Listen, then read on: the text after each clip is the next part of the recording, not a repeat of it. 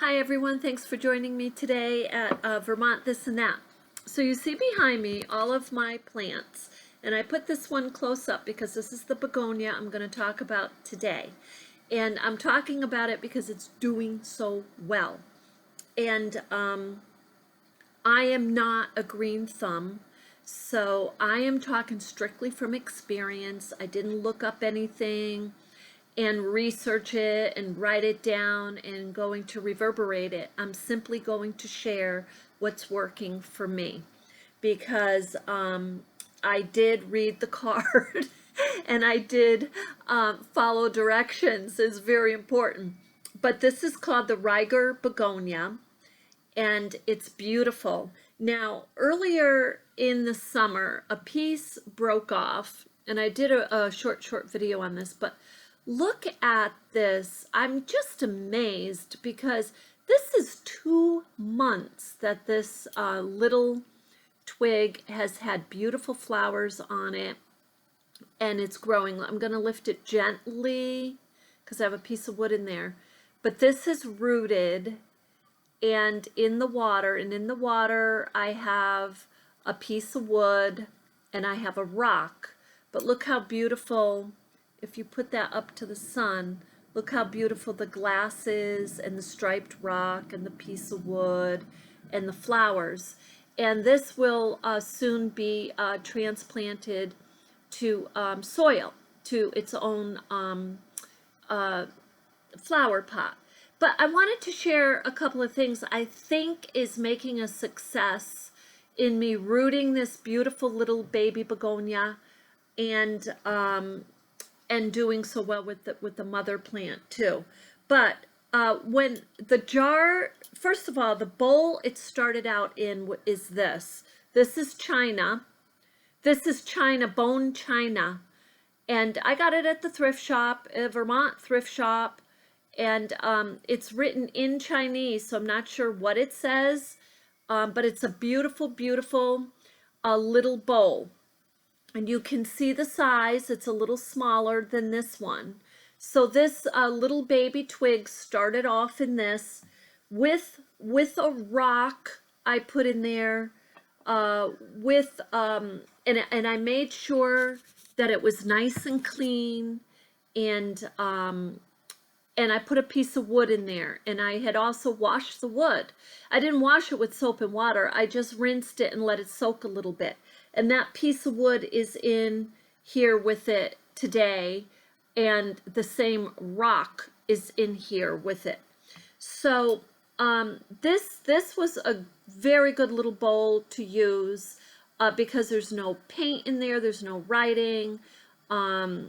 There's no what you call glaze. You want to be really careful. And I'm just thinking because I really believe that I wasn't aware of things like that when in the past my plants died. So what I'm saying is you want to put your plants in either glass or a flower pot that is made for plants or something that is just clear with no glaze. Now, I'm going to show you also, this is, look, this is pewter or metal with paint. Something, look how beautiful that is though. This was made in India, and it's a little bit of a bowl, and you could put something in here, but you do not want to put a plant in this. So these are less, and maybe normally people wouldn't, but some people might and not realize possibly the paint or the glaze or whatever they made this painting with could come off little by little and affect the plant. So that's one I wanted to share with you.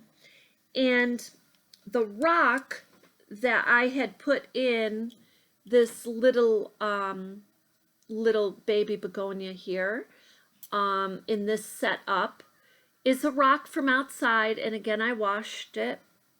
But look, you could get a rock that you were toying around with and it was decorated, and you're thinking, well, that's permanent magic marker, it's not going to come off. You do not want to put a rock that has any magic marker or painting on it in the water of your plants that you're trying to grow.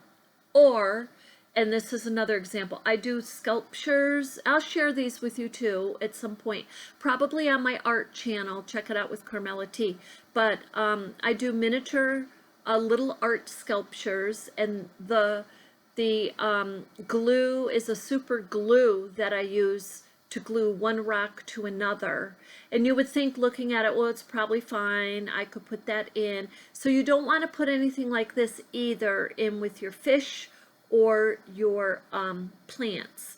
So and if something is connected like that, you just want to make sure it was made with a non-toxic material, or if you're making it, make sure it's non-toxic and it says not harmful to plants or animals. So I may look a little further into that and see if I can find some glues on that. Now, these are safe generally. These are the glass pebbles. So you see these are bought specifically to put in fish tanks. So that's something you could put if you want to decorate and keep, you know, and the other name for this is a suckling. These love water. Love water. This will drink the water and you'll see the water going down. That's why I'm using the glass, because I realized when I had it in here, I couldn't see the water going down, and I was checking it frequently, but then I noticed one day, wow, the water's completely gone. So this way I can see what's going on. And but look how beautiful that is. So the other thing I want to share with you on a begonia surviving in Vermont. So these are the key things I have learned. This mother plant that I had outside, I would put it directly in the rain when it rained, every chance I had. And I think that helped it a lot, because the rain will come down on the leaves and get you the whole plant that it normally doesn't get. And on really dark days, and we've had, and I've noticed it because I've been noticing taking care of my plants, we've had weeks at a time where it's cloudy. I mean, really. And I noticed all of my plants not doing well.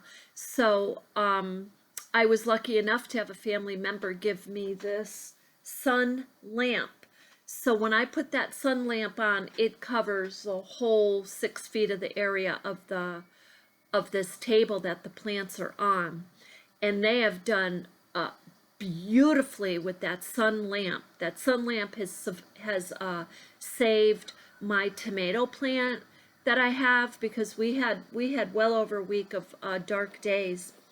And I believe that it helped this greatly survive, because I had this right under it during that week too.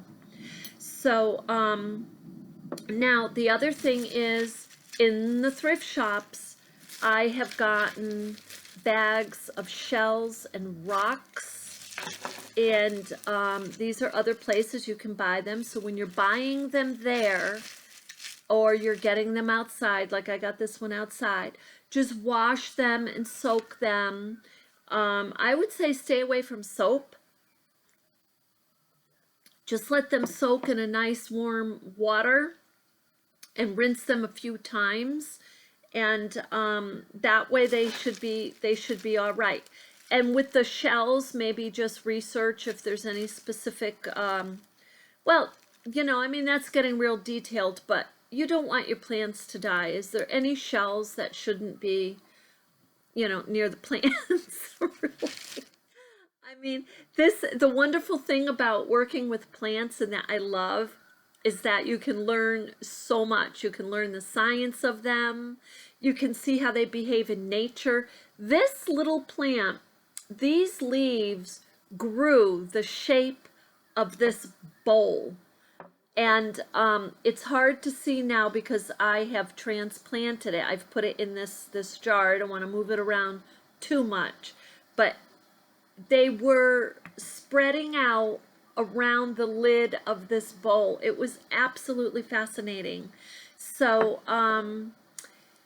anyway, I think that might be related to the technique of bonsai, of, you know, shaping and manipulating, the art of bonsai, I think a little bit. But anyway, so those are the tips I have for you, especially if you're new to Vermont and you've come from a state like Florida, for example.